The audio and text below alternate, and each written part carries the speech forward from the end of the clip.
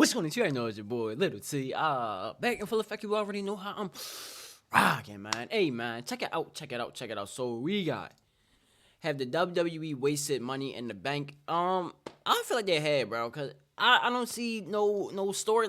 It's like, bro, it's just like Damian Priest got the briefcase and he ain't do shit with it. Like the beginning of I'm gonna say like the 3-4 months, maybe 5. He was trying to cash in on Seth Rollins a lot, but he kept getting fucked up by Drew McIntyre and other people and shit like that. But now it's just like he don't give a fuck about it. He just carrying that bitch around like I don't see no point where he could cash it in at. I mean, WrestleMania, you gonna have Drew versus Seth, which I think Drew gonna take it, and then once CM Punk get back healthy, I feel like we're gonna have the triple threat between Drew, CM Punk, and Seth. So I guess I don't know when to go off. See, I guess like when CM Punk get cleared, CM Punk win the title, maybe can cash in right there. Then you start a feud between CM Punk and Damian Priest. But as of right now, bro, it's just not looking like it, man. The title to this video will likely seem a bit hyperbolic, but even still, I can't help but feel it holds a nugget of truth. Damian Priest is an incredibly talented professional wrestler who has greased his wheels in wrestling all over the world before ending up in NXT, where he debuted initially as Punishment Martinez. However, most notably nowadays, he's been a leading member in the Judgment Day faction. This time a year ago, it felt like WWE really wanted to push the group as a whole, going as far as to make Rhea the SmackDown Women's Champion before changing the title to the Women's World Championship, as well as having Damian become Senior Money in the Bank. Should have been LA Knight. Which is a big point of where I want to focus on for this video. I think for Damian in particular, the briefcase has almost done more harm than good. Now, the problem with it is kind of simple. He wasn't the guy we wanted to see win, which one could argue is the point of a heel wrestler in general. However, it's undeniable that the people in attendance and online wanted LA Knight to win. Facts. I just said it, man. We wanted LA Knight, man. Yeah. This, for me and some fans I talked to, was at minimum a little disappointing to see Priest win. Because it was so random. Mind, I don't think him winning absolutely ruined his momentum. It didn't, but it was just like, like I said, it was so random. Like, nobody, I don't think nobody sees Damian Priest as a world heavyweight champion, bro. Like, I'm sorry to say that, but it did help elevate him at the beginning of it. Yeah, prior to his Money in the Bank win, he was on the losing end of quite a few matches. First, his qualifier to compete for the World Heavyweight title, and second, he even lost to Seth during an open challenge for the championship too. Thus, the Money in the Bank contract seemed to be WWE's plan to elevate Priest to that next level. But the problem with it came initially when Finn Balor was challenging Seth Rollins for the world title.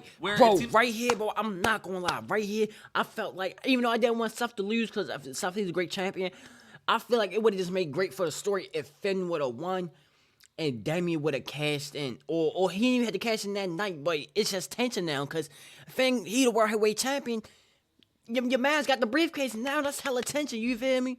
It seemed like Priest was going to cash in either during or after the match, but instead attempted to help Balor win the title for himself instead, which backfired on both occasions. This not only made Finn look like a dork, but also made it feel like Priest wasn't ready for that main event spot. In my eyes, him sliding the briefcase over to Finn here was a clear and present indicator that maybe Finn wins, and then they have dissension the Judgment Day for a few months. That's what I thought. And then ways after that, maybe a babyface version of Priest cashes in, See, I want or a baby something face to that end. That all, of course, I want a baby didn't face happen, and Finn. all Damian really did was get laid out by Rollins or whatever baby face. Because we don't need nobody don't want no baby face. Dang, I'm sorry, he's not a baby face. That guy. He's heel. He definitely gotta be a heel. The microphone saying otherwise. And for a while after Finn was away from the world title, the whole group here just felt like a bunch of losers. Dominic was pretty much just there to lose matches, while Finn also lost his recurring matches for the world title, all the while Priest simply couldn't cash in his contract to win the world championship. And the only one who really kept winning in their group was Rhea, but even she stopped coming out for most in-ring segments with the Judgment Day at a point. All of these factors gradually just made me as a viewer come to the belief that Finn, Dominic, and Damian were all just losers. That said, business did sort of pick up when Priest and Balor won the tag titles off of Sami Zayn and Kevin Owens, but in that time, Damian also lost a singles match to Cody, continued to fail at cashing in the briefcase on Seth, and also they even lost the tag titles to the makeshift tag team of Cody and Jay, and only really won them back from them after interference from Jimmy Uso, who kept going after Jay at the time. Well, I say at the time, but that's definitely still happening. Anyway, even then though, the Judgment Day still had to lose their match at Survivor Series against Cody, Randy, Jay, and Sammy, And better yet, Damian Priest in particular was the guy they decided They had to needed lose that take match the though. pin in Randy that Orton match. came back. Like, You know, you can't have come Randy on, Orton brother. lose in his. JD In was his right there, zonked out by that top cage RKO spot. He can't lose in It his just return back, baffles bro. me to no end how they decided that Priest was the guy to take the pin there while you're supposed to be building him as a potential world champion. And as far as Priest and Balor's current tag title run goes, it's been pretty good, all things considered, with them beating challengers left, right, and center between DIY, the Creed Brothers, and most recently British Strong Style, aka New Catch Republic. Which, as far as the matches have gone, they've all been really good and seemingly have been focused on making Priest look like the guy. The problem is, Priest won that Money in the Bank contract back in June, and it only really feels like he's being booked remotely strong as a credible challenger for the World Championship now. Like, at minimum, it took me personally half a year to be like, yeah, this is the guy, because that's how mediocre his booking has been since winning the briefcase. Facts. I've said it before, but this guy just comes out to cash in, gets thwarted by whatever babyface is on hand to hit a finisher on him, and just walks up the ramp to the back looking less and less like someone I can see as a top champion. Claymore! And while his booking is one issue, the other is the title he's going after, which, credit to Seth Rollins, he's done fairly well with it, all things considered. Facts. However, with the fact that the contract and he can't go off. You know he can't go off the WWE WWE one. Why hasn't he ever teased an interaction with Roman? He can't, bro. He can't. I mean, yeah, bro. Nobody don't believe he gonna beat Roman. If y'all got him beating Roman, y'all might as well just y'all fucked up the whole storyline for Roman. Everybody know that the championship is going to Cody, bro. Everybody knows this. I think the world would spontaneously combust if anyone in creative even suggested Reigns lose the title via cash-in, but to not put them in the same shot even once tells me Priest isn't even close to Roman's level. I would like to say also that I think Priest chasing the world title in specific can in some ways help elevate that championship. Making it a prize people are constantly chasing after is already a good thing, and Priest only having eyes for it can make it seem like the belt.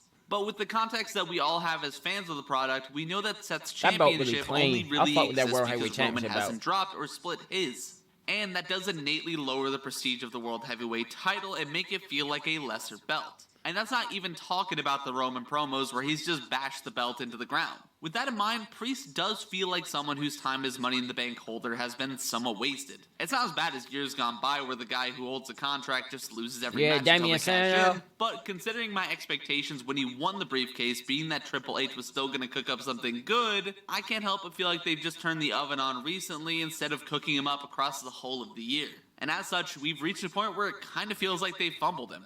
However, as I mentioned before, it seems more recently like the trajectory for him is shifting. He and Balor are actually winning matches in both singles and tag team action. And while the stuff with R-Truth might not have been everything... Maybe they lose at WrestleMania. I feel like Awesome Truth going to win that one. And then, you know, he going his little title run. Maybe. I think him ending it by putting Truth down the way he has signals to me that he's reaching almost a no-nonsense killer-type character. He just wants to focus up, win matches, and hopefully soon cash in his Money in the Bank contract. I'm just going to hope they keep heating him up to get him ready for that. I genuinely think the world of Priest. He's got a lot going for him in terms of talent, charisma, and in terms of look. Slay, bisexual Undertaker, slay! But for real, I think he has all the tools, and once they get behind him, I think he stands a great chance at being yet another credible and fun-to-watch main event guy on WWE programming. But what do you think? Am I overreacting and has Priest been doing fine? Are you still excited to see him cash in? Let me know in the comments down below. Kinda. I gotta see who he cashes in. Like I think, like I said, I think Drew should win at WrestleMania against Seth. You feel me? Then they set up a triple threat. Then you'll have Drew McIntyre, World Heavyweight Champion, Seth Rollins, and CM Punk for the triple threat. CM Punk win that match.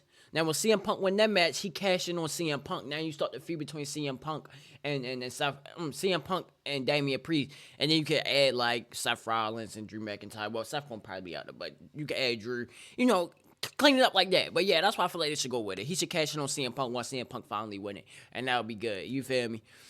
But, yeah, man, that's going to do it for the video. Let me see in the comments below. Make sure you guys like, comment, subscribe. Hope you enjoyed the vibe, man. Peace.